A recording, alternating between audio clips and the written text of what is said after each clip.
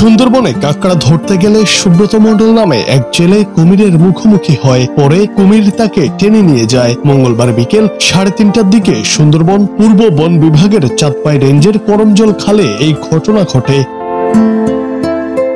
7 ঘন্টা পরে রাত 10:30টার দিকে তার মরদেহ পাওয়া যায়। সুব্রত খুলনা জেলার দাকোপ উপজেলার ডাংমারি এলাকার বাসিন্দা।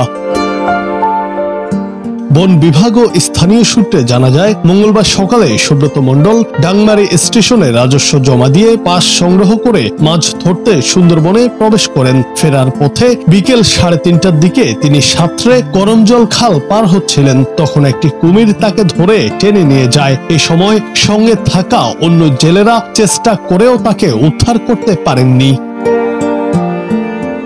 সুব্রতকে কুমিরে ধরে নিয়ে গেছে এমন খবর জানার পর অর্ধ শতাধিক গ্রামবাসী নৌকা ও ট্রলার নিয়ে তার সন্ধানে সুন্দরবনের করমজল খালে তল্লাশি শুরু করেন। পরে অনেক খোঁজাখুঁজির পর সুন্দরবনের করমজল খালের গজালমারি এলাকায় পানির নিচ থেকে গ্রামবাসীরা তার মরদেহ উদ্ধার করেন।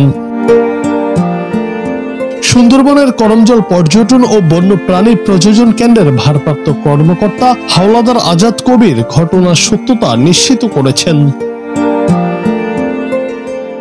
জুনায়েদ আহমেদ, বাংলা টিভি।